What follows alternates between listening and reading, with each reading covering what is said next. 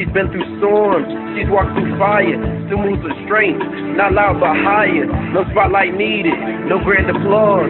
She stands for truth, she knows her cause, and she's not perfect, but she's real and sure. A woman of virtue who will endure.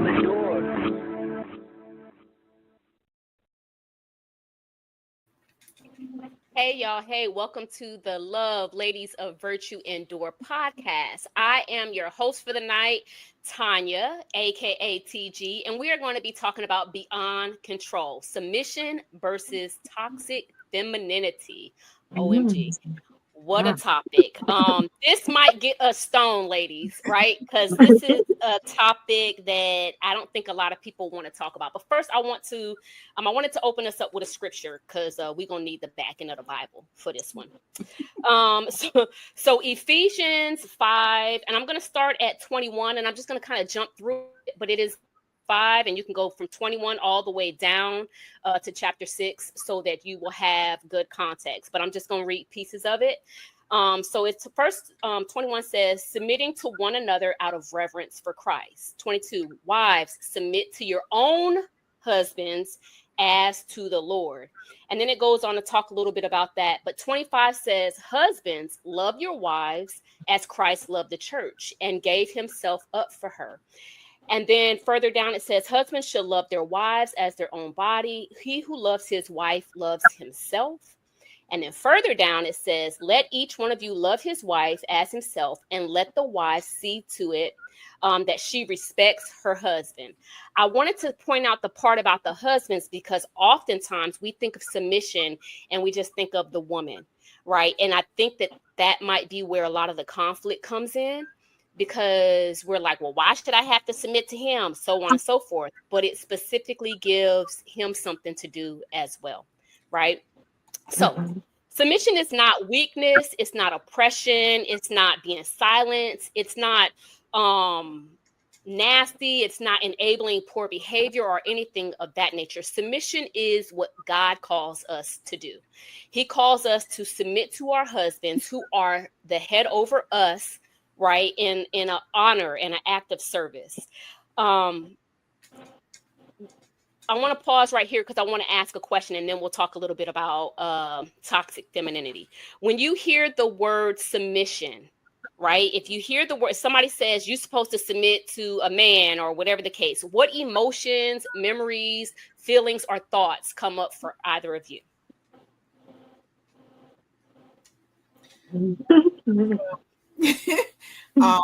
For me, when I think about submission, first of all, you said, what do we think about when we hear somebody say submission to a man?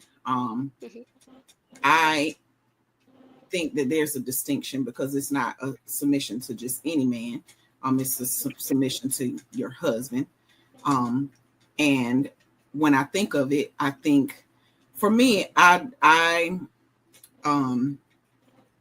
think of my mom and my dad. And I think of how my mom interacted with my dad, how my dad interacted with my mom. Like those are the thoughts that come up for me. And it was a healthy, they're healthy memories and align with biblical standards of what submission is. So those are my first thoughts when people talk about submission for me. Okay. Mm-hmm. For me, as Crystal said about, my dad and my mom, how their relationship was. But more so for me, when I think of submission, especially like in a marriage, I feel that it's respectfully honoring my husband and vice versa.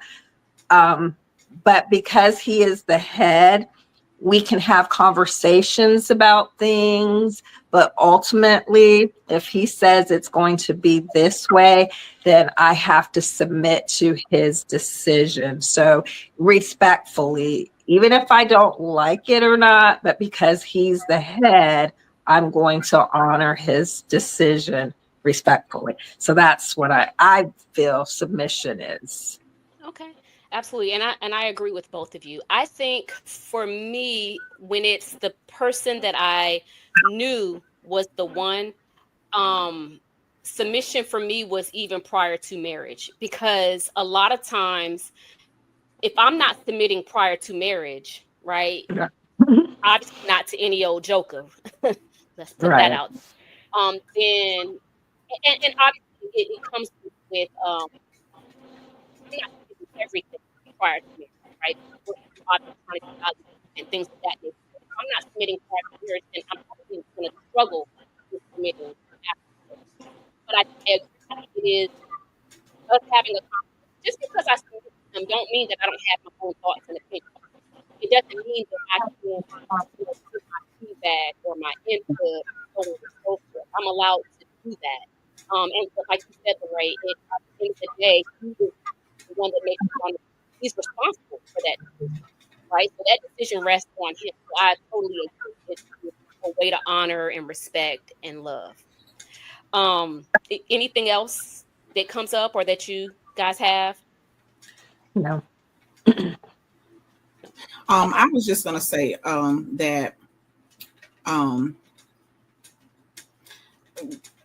when we, I like what you said about how when you've realized that the person, you found your person, that there's submission there, because obviously, like you said, if you have a hard time submitting, then and I believe that it is something that is within us. Like I've heard people say, I may not be married, but I am a wife. Like I'm a wife to somebody. So that means I carry myself in such a way. So that means that submission already is within me, regardless of whether or not I found the person yet. Um, I am a submissive woman already before I even meet who my person is. So, because of that, then you're going to see the fruits of that. If and like you said, not just any old body, but the fruit of that will be seen. Yeah, that's true. Because as godly women that are dating, we should be dating with intention anyway, Exactly. right? You're not dating just casually, like, oh, Right. let me get with Bob, let me get with Johnny, let me get with Tyrone. It's I should be intentionally dating to one day make this a marriage, right? And we know Right. that it doesn't always work and so on and so forth. So yeah, we should present ourselves as wise and as women of God and submissive and things like that. Submissive is not cowardly. It's not that I don't have a voice or that I'm not a strong woman or all these things that we hear women say. It's just the feminine aspect though.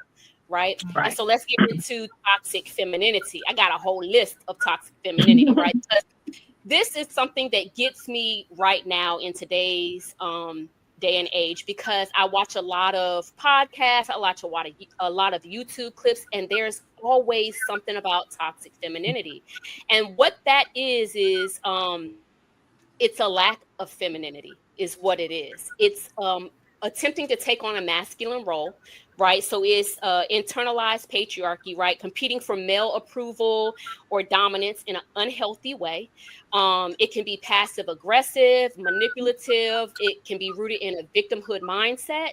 And it can be a form of, like I said, either blackmail or manipulation to get what I want.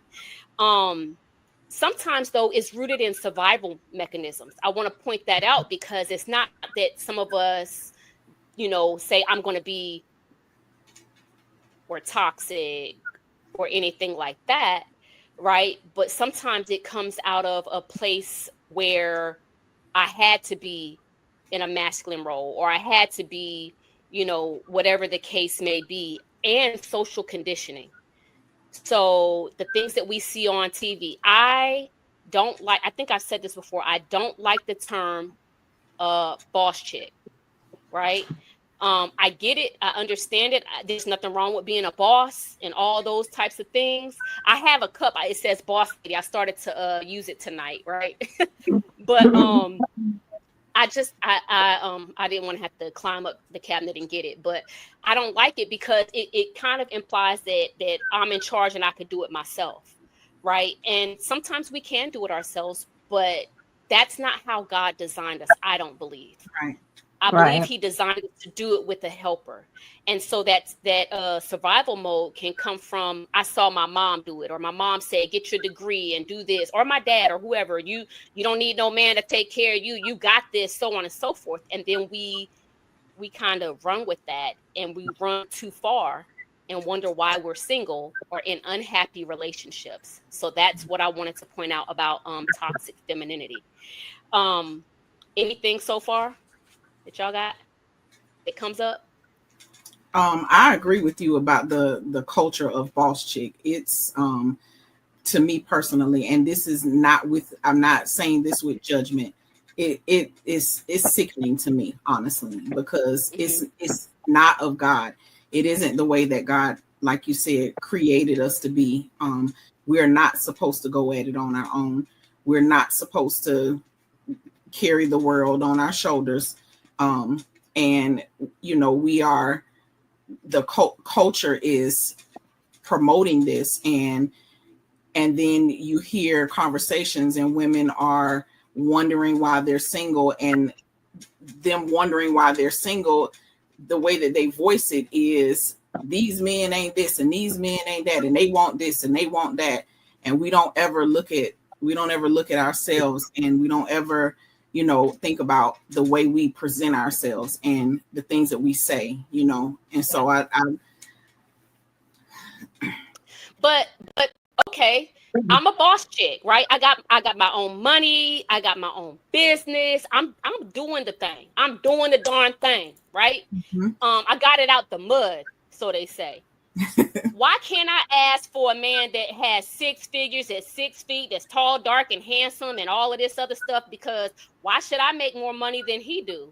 And he got to take care of me, so on and so forth.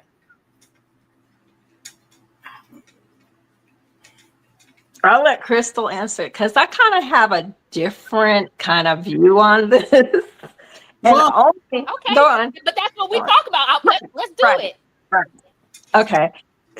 Go ahead and answer what Tanya's question is, because mine is piggybacking off of the original question. Well, you say, why can't we have this perfect guy, right, that meets all these high standards? How many of them are there? And are you bringing the same thing? Like, are you in that? Are you able to even handle this guy, right? I think, Tanya, you and I, we've had this conversation before about, if you are wanting a man who is all the sixes, 6 figures, 6 feet, all the other women gonna want him too, sis. Are you able to handle the attention that he's probably going to get? Is he able to handle the attention? Are you confident enough in yourself to be able to handle that? Like, I mean, and what are you bringing that matches that? If we're a boss chick, why can't we have the 6-figure man? The man who makes 6 figures, he's 6 feet, he got all the things. And I was saying, we've had this conversation before where we talked about, I mean, what are you bringing to the table with you wanting this man who has all the check marks? He's checked all the things. The table. Okay, so then, just like you want this man with 6 figures and he's 6 feet and he got all the things, everybody else gonna want him too, sis. All the other women gonna want him too. Yeah. So are you confident enough to handle that? How are you going to handle? How is he able to handle the attention? And we're saying that you want these things. another question is, how many are available? Like you knocking down your chances real slim if you're expecting for a man to meet all of those expectations. And I don't know, I think it gets real vain, because God could have somebody for you that may not meet all of those expectations, but will make you feel, I mean, he's going to be everything that you ever desired and more. Indeed, yes. Yeah. Right. Yeah. Right. That's good. That's good. Okay. So, Lorraine, I know you said you had a different take. Yeah, I might get darts thrown at me, but I'm just looking at it because I have experienced it. So I was married to a man, and I thought all was well, and out the blue, he just left me, right? So we were in a marriage, you're depending upon your husband, paying the bills, we went half on everything. And we had a vehicle that we shared in an extra car, and he took the car, he wiped my bank account out, he just kind of did me dirty. That kind of left me with the impression for the rest of my life that I need to have my own. I need to have my own car. I need to have my own house. I need to have my own. Okay. So that is like my boss chick mentality, because I'm not going to depend on a man to bring anything to the table for me. I'm going to have my own. So if I get into a relationship and he decides to leave, I'm not left empty-handed. So I support a woman who has the right mindset and having her own money and having her own stuff, right? Because you just never know. Like, I'm just not going to give up or not have anything and expect for a man to bring it to the table for me. I'm going to bring it to the table for myself. And if I do meet a man, I would like for him to have equal to me, I guess God would have to touch my heart a little more if he was like under me, but I would like for him to be equal or better, because I know I have something to bring to the table, if that makes sense. So I'm just kind of like independent woman. If they call them boss chicks, then fine, but don't come not having nothing to bring to the table. I'm sorry. I'm not feeling that. Okay.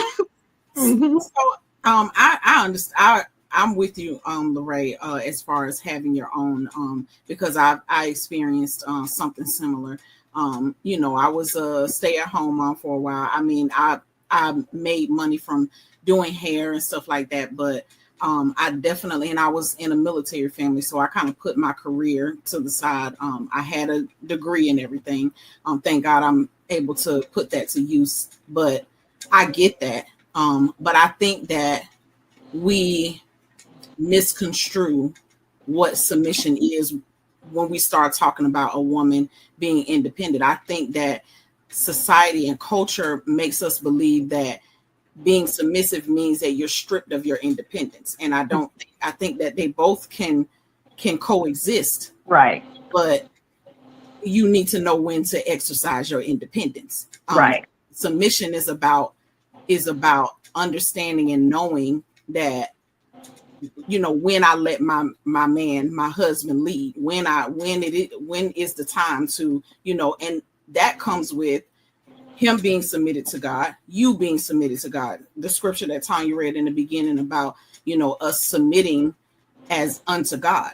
And so when we are submitted to God and we're submitted to our husbands, then, we understand. It brings more of an understanding and awareness of, okay, it's time for me to fall back. Like, sit down somewhere, sis, be quiet. And not in a derogatory way. Right. Please don't receive it that way. Not in a derogatory way, but not like you my daddy and you telling me what to do at all. I'm not, that's not what I mean. It's just allowing him to lead. Like I see so many women bashing men, talking about you not a leader, you don't lead, you don't do this, you don't do that. But do you offer him the opportunity to lead? Is there an opportunity for him to make a decision and you step back and allow that to happen? You know? And that to me it has a lot to do with the woman's heart posture, right? Because just me being, single and independent on my own, thinking about marrying someone that I would have to be submissive to, like when I control my finances and, having a man come and say, hey, this is what we're going to do with the money and stuff. It's a little fretful because you're used to like doing what you want to do with your money. And then here you have to submit to a man that says, okay, this is the money's going to be spent this way. You got to put X amounts in saving and all that stuff. So your heart posture has to really be right before you meet this man if you want marriage, because that's what's going to happen. And I'm not gonna lie, sometimes I cringe. Yeah.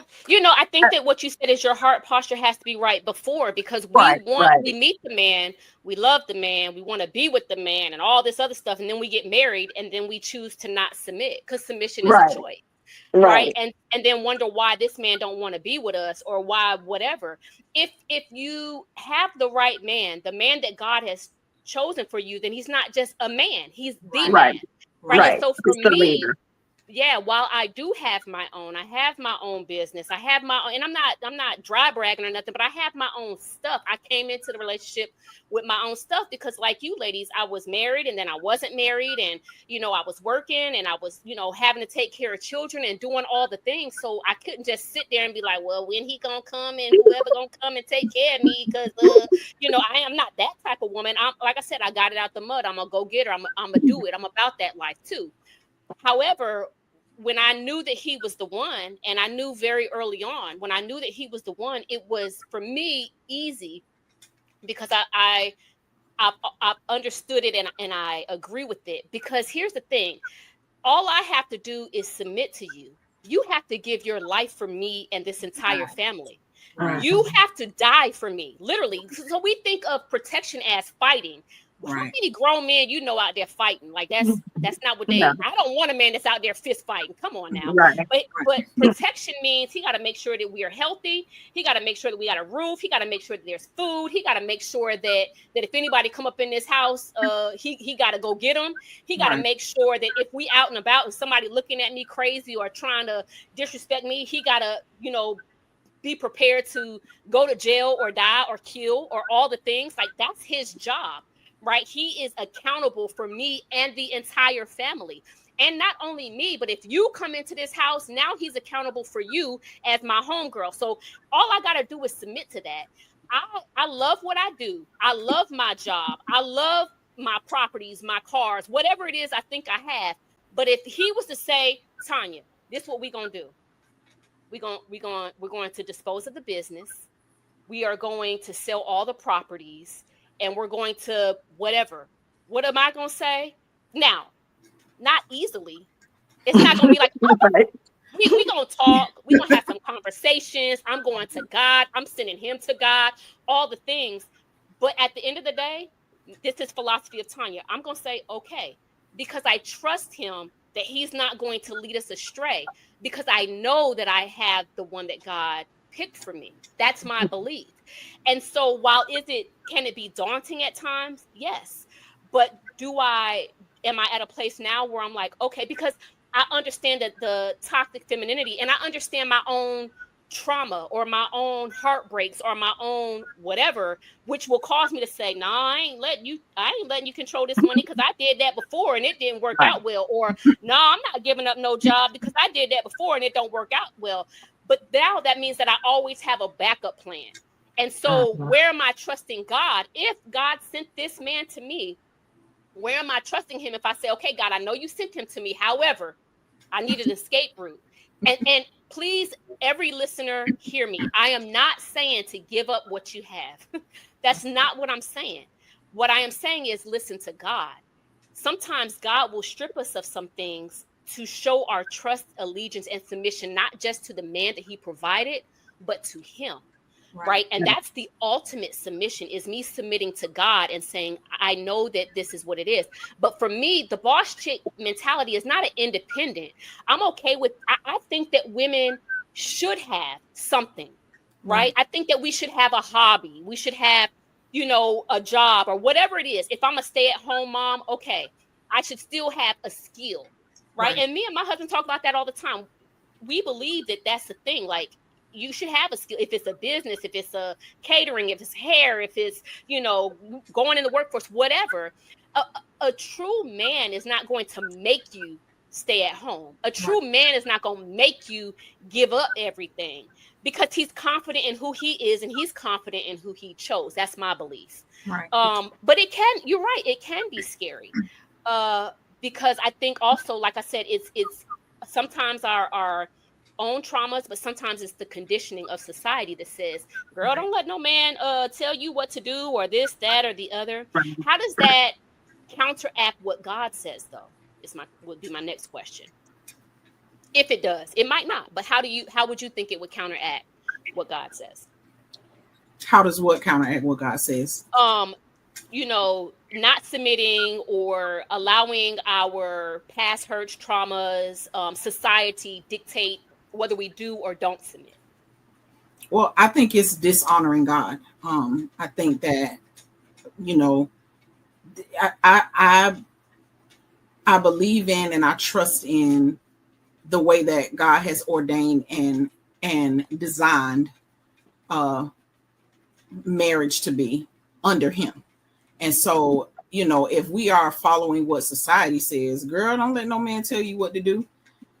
And that's your mindset or your heart posture when your husband comes to you, or your man who is the one and you all are moving in that direction says, hey, babe, I think we should, you know, I want us to explore this. I want to, and like you said, a real man is not going to make you just, you know, relinquish all and do nothing. Like he's not the one. He should, and if you're in that situation, he should try to bring you up, not keep you down. So if he's a real man, he's going to suggest things for you to build you up as a woman, you know. Yeah, because that's manipulation in reverse, right? The toxic femininity could be manipulation on our side, but for a man to just seclude you and take everything from you, I believe that's manipulation on his part. Like, I'm gonna take everything from her so I could be in total control, and that's not what we're looking for either. That's not what I'm looking for. And it's not God either, because, you know, even God has all power. He can do whatever, whenever, and if he wanted to, he could make us love him. But is that love? Right. That's control. He could make us. If God wanted to do, he could do whatever he wanted to do. But that's not love. Controlling is not love. He gives us an option to choose him, you know. And so it's the same with, you know, and even when you I think that even goes deeper to if you're finding, like Lorraine, when you said, you know, that it makes me cringe sometimes, you know, to think about, you know, a man saying like, yeah, this is, or your husband, you know, suggesting like, listen, I want us to do this financially. And you're like, no, this is my money, you know. Papa, who this man? But I know I would have to. But if you've been single for so long, it's kind of like, so. I mean, and I would say I understand and I agree with the concept that it's difficult to adjust those habits when you're used to doing it for so long. Right. But I still believe that it goes back to me being a wife even before I meet my man, because God is already, like, I'm already surrendered and submitted to the Holy Spirit. So he's already transformed me in that way. And that doesn't mean that I have it all together and that there won't be any opportunities for growth. But my heart posture is already set to receive what God has given me. So then that means that you know, the order and the design that God has already given and established, I just flow right into that, you know. And so it's I think that we have to be intentional about aligning our thought process when it comes to submission with what God has said about it, and ensure that we don't get, you know, overcome by what society says about submission and our money and independence and all those things. It could be too, like, and you know, because you're set with a certain pattern, and you're married now, and your husband wants you to cook, and you haven't cooked like that much, and you're used to just eating how you want to, and he's like, babe, I'd rather for you to cook than us to go out and eat. So now you got to change your mindset and start cooking, and pray that he doesn't want you to cook breakfast for him before work, because then you have to get up early. Oh, Lorraine, you hitting the spot. Because those things you really got to think about in your heart. Like, if you really wanted to be married and you have to submit to somebody in these or other categories, then you have to think, do you really want to do that? Right. You know, and I think about it, I'm like, man, well, I hope you don't want breakfast in the morning. I hope this man don't like to eat good, because I'll cook dinner, but don't try to get up and cook your breakfast. You know, you're that is so, I'm so glad you brought that up, because it's something that we don't think about. And I was thinking about it as we were talking about this, or as we were, you know, deciding that we were going to do this one. And that's true. So, you know, I have to send, you know, 2 little people off to school, because I got, you know, my daughter and my niece that come over in the morning. And what was about 2 years ago, I decided I need to get up and make them breakfast, because breakfast and all of that, mentally, it's a mental thing, right? It helps them to function better. It's healthier. Eggs are brain food, all of this stuff, right? It calms their anxiety, their depression. There's so many studies that I was doing at the time, and I was like, okay, obviously the initial was, I need to make sure she's good, because she was going through some stuff. And of course, it just trickled over to my niece, right? And so every morning I get up and make sure that they have breakfast that I make, right? And so now that we are retired, we're like in this hybrid retirement, he may still be with the baby, right? Or whatever the case may be. And so I'm like, I'm not going to cook him breakfast and it be cold. So then I gotta, when he gets up, or when we actually start doing our thing, cook another breakfast. So I cook 2 breakfasts every morning, 2 breakfasts every morning, right? And then I cook dinner and sometimes lunch, because we're here, right? Because we're in this hybrid retirement.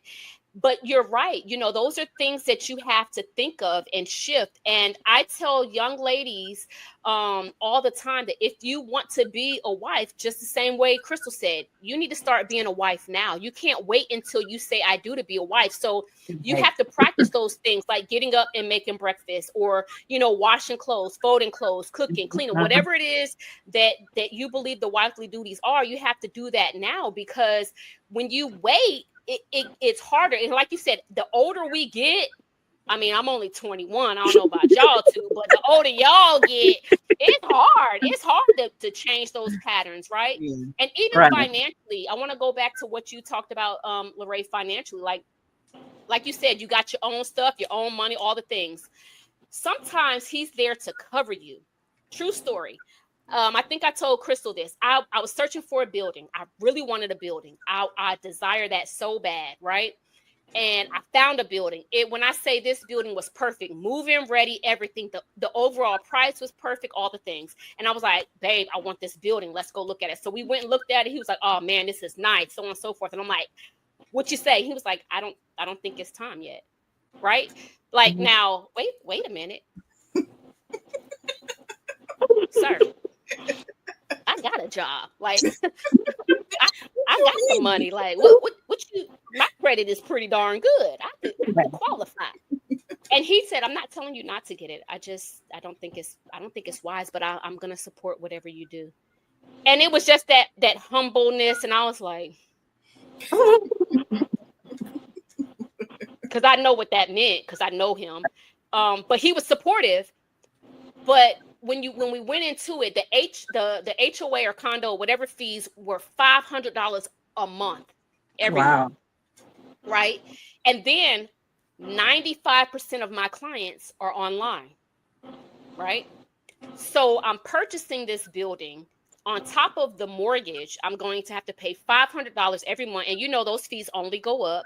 So it was not a wise financial decision. Mhm. And I'm pretty wise financially. I don't just go out buying buildings because who got money Right. like that? But it was a covering that I was able to step back. When I was crushed. I wanted to cry. I ain't gonna lie. But I was like, you know, he is covering me even financially to say, if you want it, you could get it. I just don't think it's wise right now. Right. And so sometimes we might need that because we get excited about something Absolutely. when they're like, pump your brakes. Right. But they do it in such a way when he's the one, they do it in such a way that it's love and it's covering. And it's not like, girl, why you get in that building? You don't even see people in person. You know, you gonna pay $500 a month, but I ain't buying that. You know, he could have went on and on and on, but it was just real, you know, like, hey, you got to make the decision. I support you. I love you, but I just don't think it's ready. Right. And so I was able to say, you know what? And it was one of the best financial moves that we didn't make because Right. it just didn't make sense. Right. So yeah, sometimes we don't even know that we need to protect. It's kind of like God. He's protecting us when we don't even realize that we like do. Life is great, and He's like, whoa, back up. My next question is, what do you think the biggest misconception is about submission in today's culture? Why is submission so hard and so frowned upon? Why is it such a dirty word in today's culture, do you think?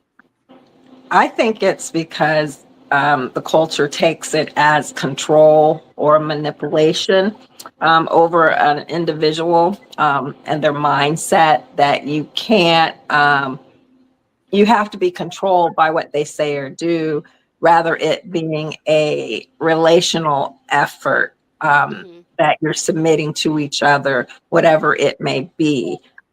So I think it's because of a controllability. Yeah, that's good. I agree, Lorraine. I think that from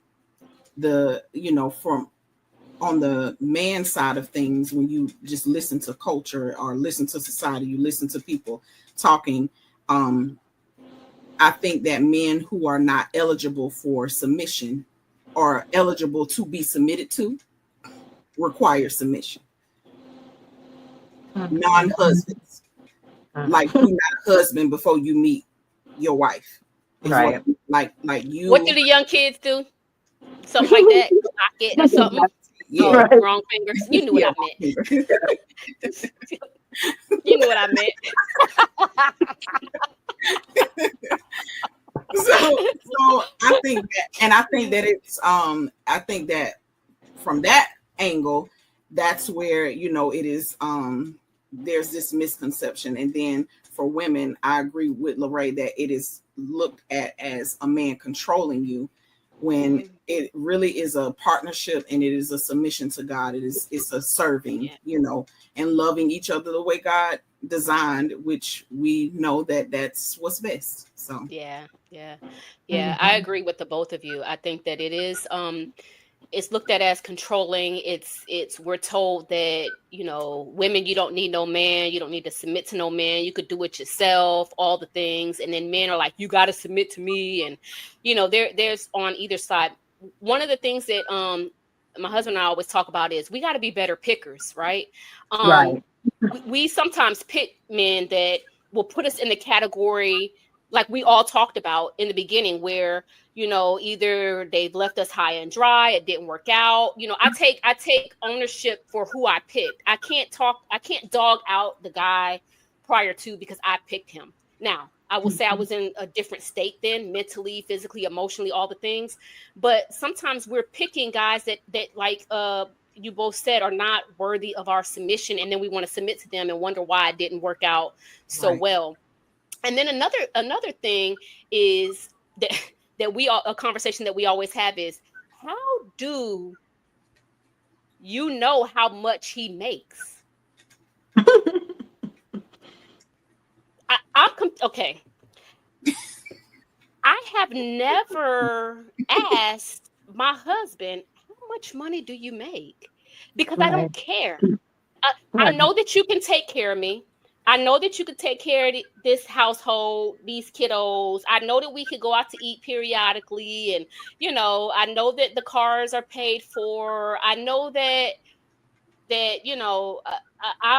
I'm confused on how I know he makes six figures or not. Like, That's that's one thing that has always, stuck out to me when we have these. I need him to be 6 feet, make six figures, and then the other sixes. How do you know that this person possesses these sixes? Other than the only one that you should know is the 6 feet. All the others are toxic. Period. All of Right. the other requirements are toxic. Like, I'm And confused. well, that's true because, and a lot of it is like the fixation on our culture where, like, on the lifestyle. So if a man is driving a top of the line car, he's supposed to have a lot of money. But do you really know, like you said, what's in his pocket? He might have the top of the line car, but he could be in debt. He might be struggling to make that car note, but he's just trying to be flashy or whatnot, but you want to be with him. I think I seen something on Instagram or anything. They did this little social test where they had women, like this regular dude randomly walk up to a woman and try to talk to her, Yeah. and he didn't she didn't give him no play. And And he got a then nice car, and then she's running like, up to him. hey. How you doing? He's like, wait a minute, you weren't talking to me before. So it is this ideology that, if he's driving a good car or he dresses a certain way and he lives in a certain place, then he has money. But like you said, that may or may not be the case. Yeah, let me tell you this. I have met, same as what you're saying, Lori. I have met men that have had really nice cars that have pulled into some not so great apartments or houses that have no money. I have met, on the flip side, people that have had nice cars or not, pulled into a house that wasn't that great and had a lot of money. So it doesn't, that some people like to live beneath their means. And some people like to live above their means. So you just don't know. We're judging people off of their cars or their clothes or their houses, and we're not judging them off of their character. And we are missing out on, ladies, we are missing out potentially on some really good men because he doesn't meet every single criteria that you have. Right. There are some amazing men that are not 6 feet. There are some men that are 6 feet that are straight dirt bags. Like, don't think that because he's the sexiest thing walking that he's a great man, or that because he's not the sexiest thing walking that he's a horrible man. I think that we have to learn to check ourselves, because the reality is some of us ain't the greatest thing walking either. And I also want to say, to add to that, you're right. But I want to add to that, church girls. Just because he go to church don't mean that he the best thing walking. Vice versa for women too. I'm just like saying it for the women. I'm just saying. I'm so glad my feet are up because y'all stepping on toes tonight. But yeah, so we just want to help you. We just having a good time. That's what we do here at the L.O.V.E podcast. But we really want you all to think, right? Submission is not a dirty word. We can go on and on and on, but we're gonna get ready to close it out unless the ladies have something else. Submission is not a dirty word. It is a act of honor and love and respect. I am honored to be able to submit to the person that God gave me. I love every day of my life being able to submit to him. It's a pleasure, right? I don't look at it as daunting. If he was to come here right now and say, hey, babe, can you make me something to eat, or what we eat for dinner? I'm like, okay, y'all got to go click.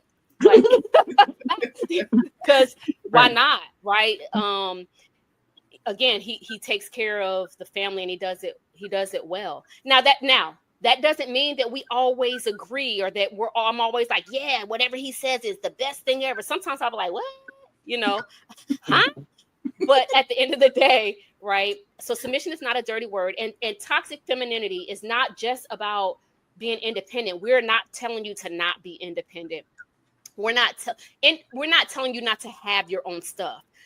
I am saying though, the independent mentality, I can do it all by myself, I don't need anybody. I am coming against that. I am so sorry. I know Right. that people don't like that. I am coming against that because that's why we're single. Right? Because we can do it all by ourselves. Now, to have your own and to while you're in this holding period, waiting for Boaz to come and all the good, great things. Yeah, you can't just be sitting at home doing nothing. You got to be productive. Ladies, you're not the table. Sorry, you're not. Bring something. Bring a biscuit. Bring a something. A folded towel. Bring something to the table because you're not the table. And but even too in that, even if you have the skill set of being like a homemaker or designer, it doesn't have to be always financially. Like we said, the skill sets, what you can bring to the table, it doesn't have to be financially. It can be any other way, but just come with something, not just expecting him to do any and everything. What you gonna do for me? Yeah, right. It doesn't work that way because it's a partnership. It's a partnership. It's how I can elevate you and you can elevate me. Exactly. Yep. You better be the best supporting cast ever. Like, you got it, babe. Go get him. Woo, woo, woo, woo. Yeah, that's me. I'm like, oh, that's amazing idea. Yes, I love it. Yep. Ooh. Yes. Okay. I see you. And ladies, tell you if you're dating, tell your man that he's handsome. You so handsome today.